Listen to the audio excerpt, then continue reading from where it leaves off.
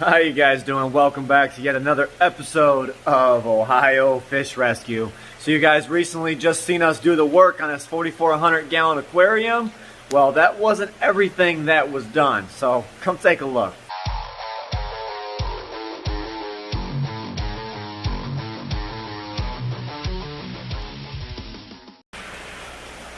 So to start things off, you know, these logs were not easy getting in this tank, but while we were waiting on some help, we decided to get something else done that makes our life so much easier. And what is this white pipe right here? Well, I'm going to tell you, this is an overflow. So you guys probably seen a little bit of this on the behind the scenes, but I'm going to go ahead and talk about it now. And later on, I will show you guys some clips of how we actually made this happen. So I had to cut in another hole, had to get the water level just right so our filtration can still run, never get backed up. So we never overflow this stingray pond now, but what this does, it always keeps the water at the right level so the stingrays have enough room to actually breed in here, which you can see they're already breeding with this mantilla female, which you guys seen us bring in just a few videos ago. That beady female is being bred with a lot right there. You can see all the bites around her disc. And they are on and off with this girl right here. But there is a lot more spawning activity going on, and I've actually upped their food intake. So now I'm feeding these guys a couple times a day. Their water temperature is actually increased, and these guys are a lot more active and heading in the right direction. What we wanted to do is install an overflow so we can pump more water up, and this overflow actually goes back to the monster pond. So it actually goes behind this tank, against that wall, behind that filter, and through the wall right there. Actually covered by them lids right there, but it goes through the wall and into the monster pond. Some of you might ask, well, how'd you get the piping done behind? Well, you guys can take a look at this clip right here. All right, guys, we're here. Oh, thanks, Nate. Okay, we've got Luke back there, we've got Nate here, and we've got Josh on top of the filter system for putting in the pipe work. So I'm holding up this end here, Luke's holding up that end, Josh is putting the corner together. We got to glue it, and then we got to drop it down behind the filtration. So this is what we're doing. And Josh, how'd you get back there, brother? Not easy. He said it was not easy.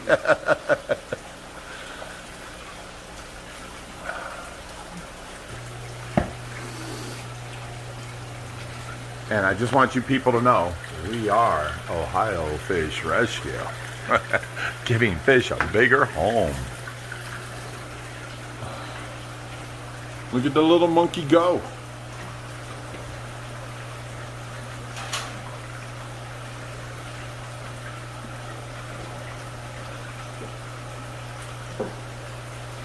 All right, we all set? I got one more thing to say, Josh. Girls, he's single. I mean, he hates it when I do that. What do you guys think? That's funny, right? Yeah. It's funny.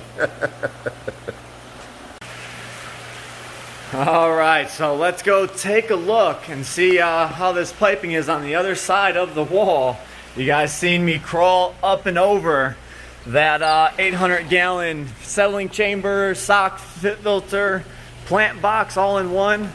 Well, you guys can see there, the hose actually, or the pipe comes out of the wall, and we have it piped over and falling back into the monster pond right there. So any excess water comes back to the monster pond, so it's always being fed fresh water into that room. We never have to rely on timers ever again. So what that means is I can mess with the flow rate. I can get the flow rate through all these different tanks that are returning to our system, and I can always have it to where I can have the maximum flow rate running through all of these tanks, and I can dial that in just by how much water is overflowing there. If I still have a tiny trickle of water, I know that that pond's always being topped off, and I can still open up a few valves. But that does this 350 for the koi tank. That does this 3,000 right here for all the pacu and catfish. also does the drip on the Stingrays, and then there's a drip line going over to the 750, which is also feeding the 2200.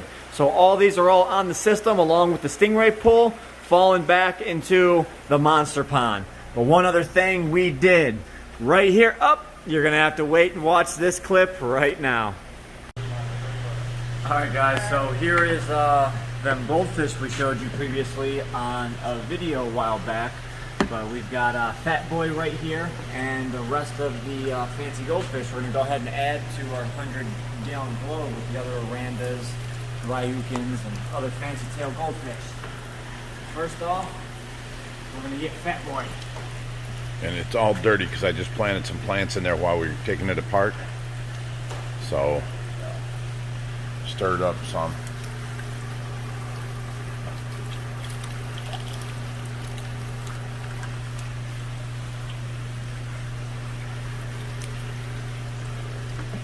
Here's the big calico ryukin. Pretty.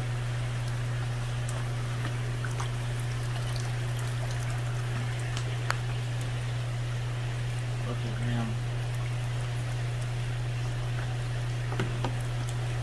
The thing that sucks most about this tank is you get water all over it anytime you try and put anything in it or get anything out.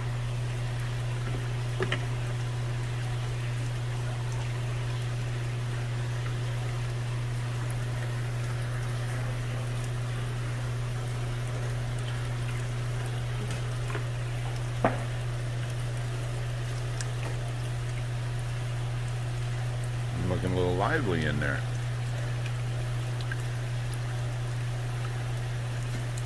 Gonna put the light up top. Just set it there for now. There you go. Hopefully before I release this video we can get it cleared up and give you an end result of how nice it looks when it's cleaned up. We got to clean off all this water that just got all over the outside of this tank. And then these little spots over here, dried water drip down. But there you have it, folks. And there it is. It's a little cleared up now, but still a little cloudy. But we got the top back on it. Definitely looks a lot more lively now. It's a goldfish bowl, living a goldfish life. Very pretty though.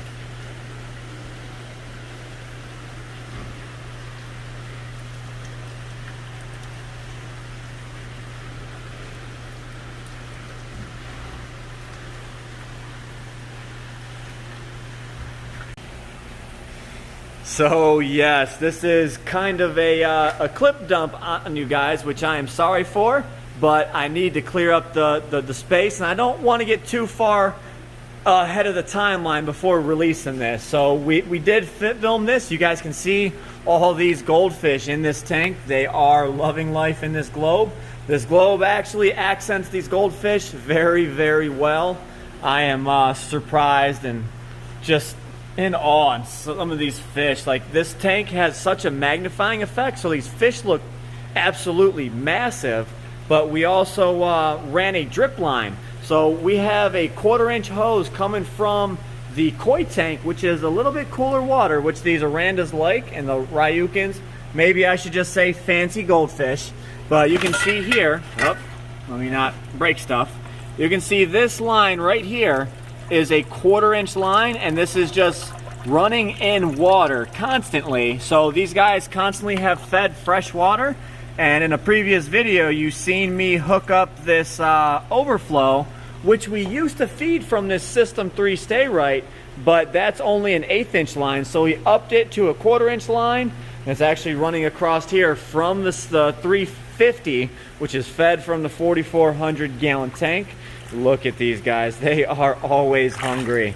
Let me give them just a little bit of food. Give you guys some action here. Look at this. They just go absolutely bonkers. Gotta love these koi. But you also have to watch when you feed these guys. They will sometimes push other koi out of the water. So you gotta be very, very careful. but this is a fun tank to feed.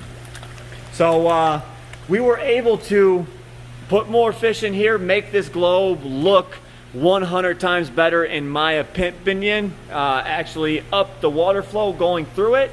We got the overflow hooked up on the pond, so we never have to deal with overflowing that pond before, because we were relying on a timer going off at certain times, trying to time the pump just right so it never overflowed the pool and kept a steady level for the stingrays to actually breed. And it was very, very difficult, so we went ahead and installed the overflow on this pool, and that was the same day we actually did these logs, because we had all that help here.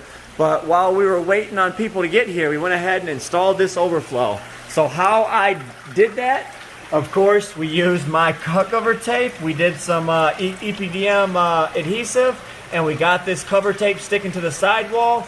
We went ahead and cut it out with a razor blade, made it a perfect fit for a 1-inch bulkhead. Went ahead and tightened her down.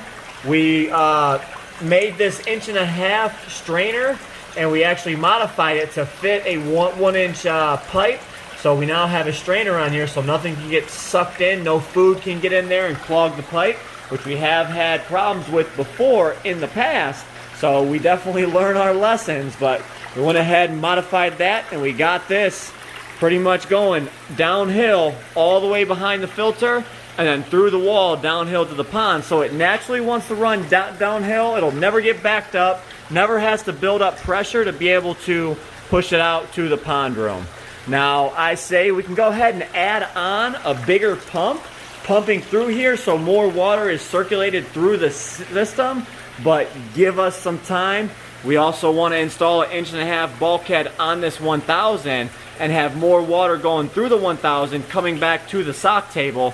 That will be happening very soon, but I think that will be happening the same day we decide to move all of these fish.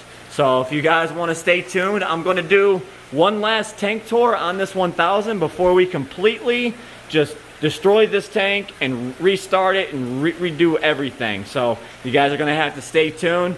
Hope you guys enjoyed today's video. If you want to see more crazy adventures with the Ohio Fish Rescue, be sure to hit that subscribe button. And as always, stay fishy, my friends.